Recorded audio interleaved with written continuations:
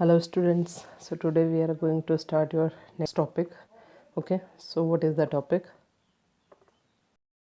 So this is your topic, that is transportation. हम कर रहे हैं चैप्टर नंबर 6 लाइफ प्रोसेसेस, जिसमें हमने ऑलरेडी 2 टॉपिक कवर कर दिए हुए हैं. एक न्यूट्रिशन था और सेकंड हमने किया था यस्टरडे. क्या था वो टॉपिक? रेस्पिरेशन. ठीक है, रेस्पिरेटरी सिस्टम. आज हम करेंगे ट्रांसपोर्टेशन, जिसके अंदर हम सर्कुलेटरी सिस्टम के बारे में पढ़ेंगे. तो ट्रांसपोर्टेशन का मीनिंग क्या होता है? ट्रांसपोर्ट, HRTC सुना होगा आपने, हिमाचल रोडवेज ट्रांसपोर्ट कॉरपोरेशन. तो जब भी हम किसी चीज़ को एक जगह से दूसरी जगह को ले जाने के लिए जो यूज़ कर रहे हैं उस चीज़ को बोलते हैं ट्रांसपोर्टेशन. ठीक है, ट्रांसपोर्टेशन. तो ट्रांसपोर्टेशन के फंक्शन क्या क्या हैं? तो इसके सबसे पहले आ जाएगा ट्रांसपोर्टेशन. फूड को एक से दूसरे पार्ट में ट्रांसपोर्ट करने में हेल्पफुल होता है. ऑक्सीजन को ट्रांसपोर्ट करेगा. इसके अलावा CO2. ठीक है, वेस्ट मटेरियल बॉडी के अंदर, चाहे प्लांट्स की बात कर रहे हैं चाहे एनिमल की, उसमें बनेगा तो वो भी एक से दूसरी जगह को ट्रांसफ़र होगा. इसके अलावा वाटर पूरी बॉडी में सर्कुलेट होगा, that is also due to transportation. बात करते हैं ह्यूमन बीइंग की. तो ह्यूमन बीइंग में ट्रांसपोर्टेशन का जो काम है that is done by circulatory system. Circulatory system के भी 2 कंपोनेंट होते हैं. एक आपका ब्लड वेस्कुलर सिस्टम. ठीक है, सेकेंड एक और होता है जिसमें लिम्फ ट्रांसपोर्ट होता है, तो उसको बोलते हैं लिम्फेटिक सिस्टम. लिम्फेटिक सिस्टम के अंदर लिम्फ आएगा, लिम्फ वेसल्स आती हैं. ठीक है, ब्लड वेस्कुलर सिस्टम में आपका क्या आएगा? इसमें 3 कंपोनेंट्स हैं मेनली. देखो, ब्लड, सेकंड ब्लड वेसल जिसमें ब्लड फ्लो करेगा, और थर्ड पंपिंग ऑर्गन जो ब्लड को पंप करता है, दैट इज़ हार्ट.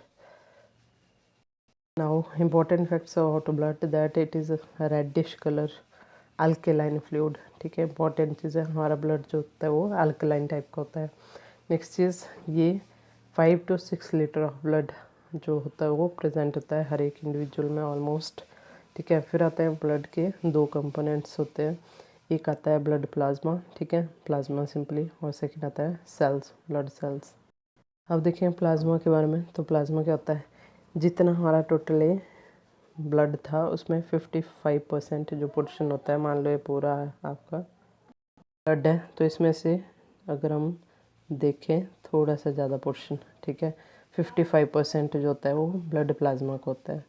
55% में से भी जो 92% टोटल होगा उसका वाटर होता है. प्लाज्मा जनरली येलोइश कलर का होता है. ठीक है, इसमें अबाउट 8% जो होती हैं वो प्रोटीन आ गई, वेस्ट मटेरियल है, प्रोटीन्स हैं, हार्मोन्स हैं, इनऑर्गेनिक सॉल्ट्स हैं. इसके अलावा एक और इम्पॉर्टेंट चीज़ प्रेजेंट होती है जिसको हम बोलते हैं हिपेरिन. ये होता है एक एंटी कोएगुलेंट. क्या बोलते हैं इसको? Anti coagulant. तो ये कोएगुलेशन को उसके अगेंस्ट होता है, अवॉइड करता है उसको. ठीक है, तो इसको बोला जाता है एंटी कोएगुलेंट.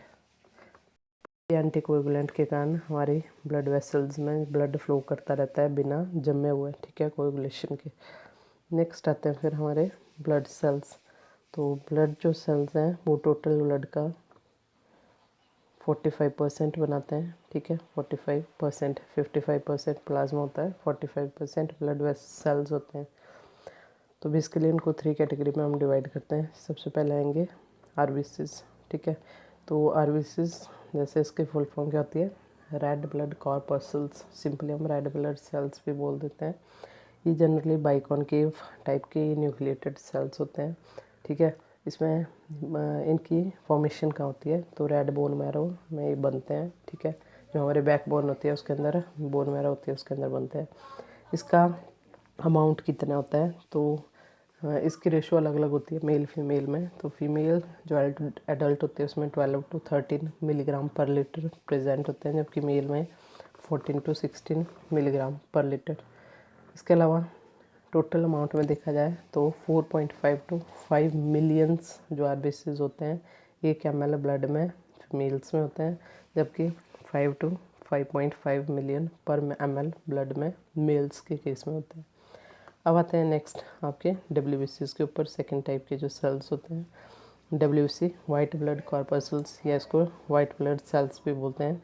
तो इसका साइज जनरली 8 to 15 माइक्रोमीटर होता है, जो कि आरबीसी से थोड़ा ज़्यादा होता है. ठीक है, इसकी जो प्रेजेंस होती है ब्लड में 6000 to 8000 सेल्स होते हैं पर ml. ठीक है, तो ये कंपैरिजन में कम होते हैं, आरबीसी ज़्यादा होते हैं.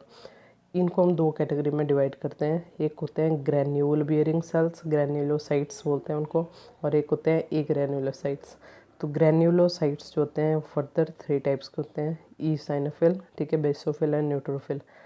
तो ये डाइज के बेसिस पे है। न्यूट्रोफिल जो होते हैं किसी भी डाई को रिस्पॉन्स नहीं करते, वो न्यूट्रोफिल होते हैं। जो एसिडिक डाई के साथ कलर देते हैं, इंडिकेटर देते हैं, वो यूसाइनोफिल, और जो बेसिक के साथ देते हैं उनको बेसोफिल बोला जाता है।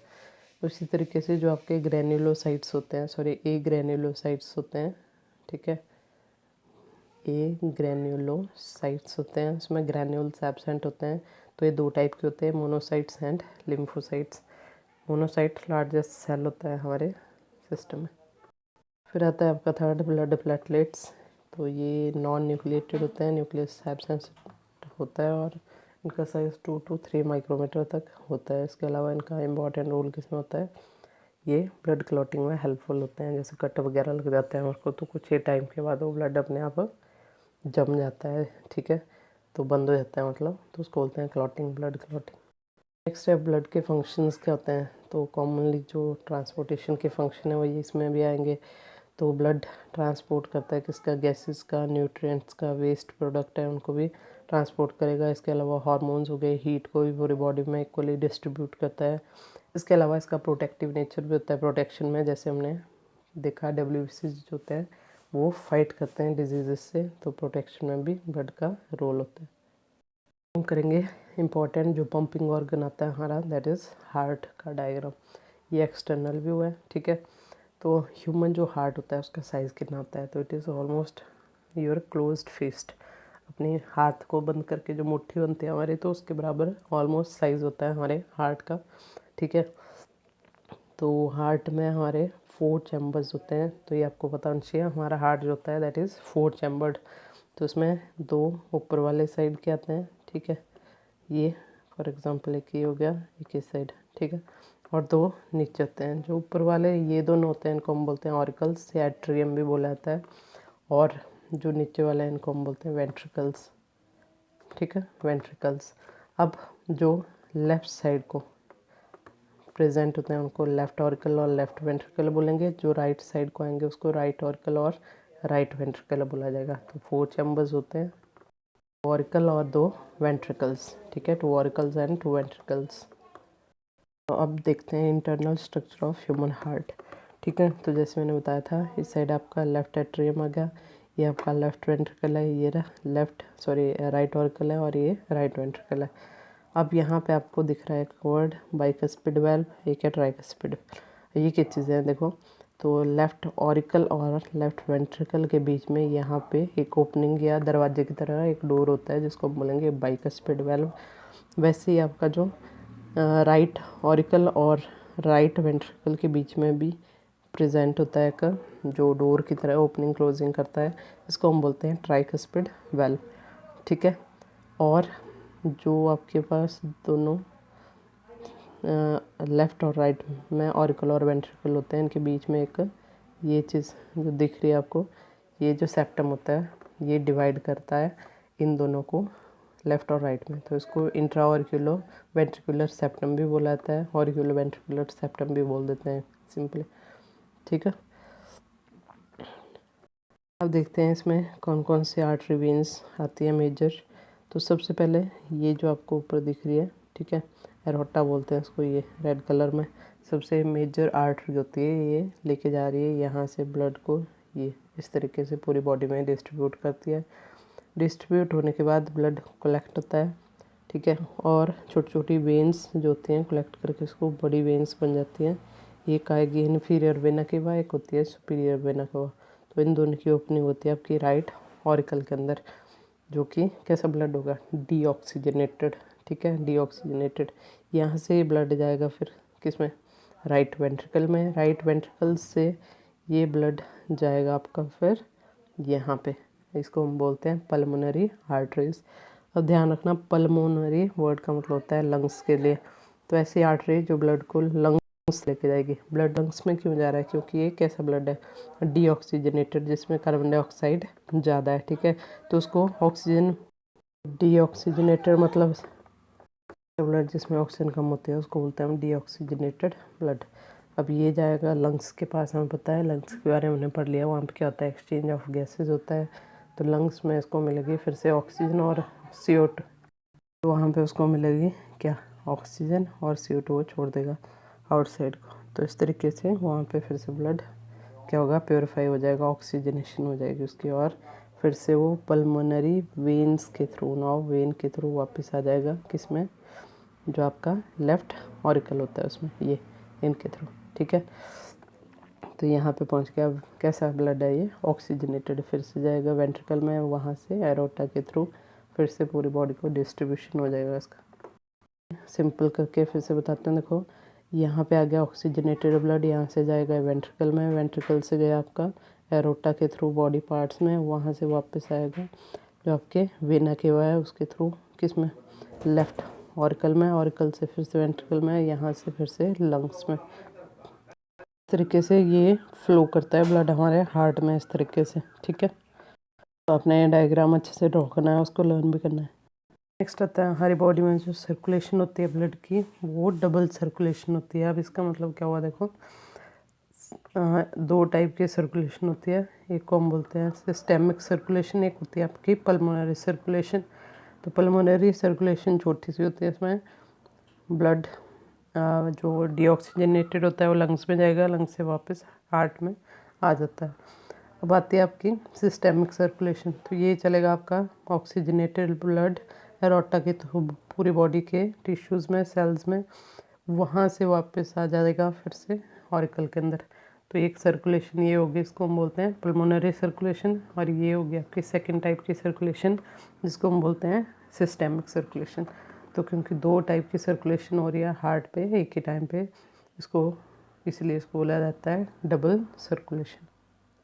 नेक्स्ट आता है आपका ब्लड वेसल्स के बारे में। तो हमारी बॉडी में 3 टाइप की ब्लड वेसल्स होती हैं, ठीक है, ज़्यादातर हम 2 टाइप में पढ़ते हैं, तो आर्टरीज, वेन्स एंड कैपिलरीज, ठीक है। तो आर्टरीज क्या होती हैं, जो हमारे पास कोई भी वेसल जो ब्लड को हार्ट से दूर लेके जाएगी, ठीक है, उनको हम बोलते हैं आर्टरीज, और जो ब्लड को वापस हार्ट में लेके आती हैं उनको हम बोलते हैं वेन्स। ये आपने डिफरेंस कर लेना है, उसके साथ ही हम समझ लेंगे आर्टरी क्या होती हैं, जो हार्ट से ब्लड को बॉडी पार्ट्स में लेके जाती हैं, वेन्स ब्लड को वापस हार्ट को लेके आती हैं। इसके अलावा जो आर्टरीज होती हैं उसमें वेल्व्स एब्सेंट होते हैं, जबकि वेन्स में वेल्व्स लाइक सेमिल्यूनर वेल्व्स, ठीक है, वेल्व्स प्रेजेंट होते हैं।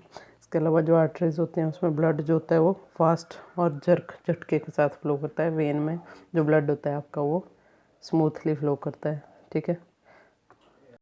आर्टरीज का जो ल्यूमन होता है, ठीक है, ल्यूमन का मतलब जो उसके अंदर ओपनिंग होती है, पोर होता है, वो नैरो होता है, कम होता है, जबकि वेन्स में ज़्यादा होता है। ऐसा क्यों, क्योंकि आर्टरीज में प्रेशर के साथ ब्लड फ्लो करना चाहिए ताकि वो काफ़ी दूर तक जा सके, ठीक है।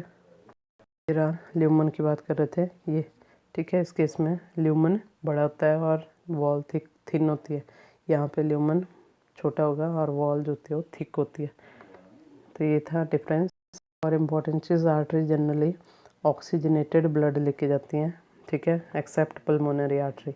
और वेन जो होती हैं जनरली डीऑक्सीजनेटेड ब्लड, जो गंदा खून होता है, प्योर ब्लड होता है, उसको लेके जाती हैं, एक्सेप्ट द पल्मोनरी वेन, ठीक है। फिर आती है आपकी कैपिलरीज। कैपिलरी क्या होता है, सबसे थिनेस्ट, जब भी कोई आर्टरी किसी टिश्यू के पास पहुंच रही है, फॉर एग्जांपल यहाँ पे, तो आगे जाके वो बाइफरकेट डिवाइड करके बहुत पतले धागे जैसे हेयर लाइक स्ट्रक्चर होते हैं उससे भी थिन चीज़ों में चेंज हो जाती है, और वहाँ पे डिस्ट्रीब्यूट करती है सारे सेल को ऑक्सीजन। इसके बाद फिर से वो छोटी छोटी ट्यूब्स में इकट्ठी होती जाती है और फिर से वेन में चेंज हो जाती है। तो ये जो स्ट्रक्चर बनता है, this structure is called capillary या कैपिलरी नेटवर्क। तो ये था आज का आपका टॉपिक, ठीक है। इसी को कंटिन्यू करते हुए नेक्स्ट करेंगे नेक्स्ट वीडियो में। Okay, thank you.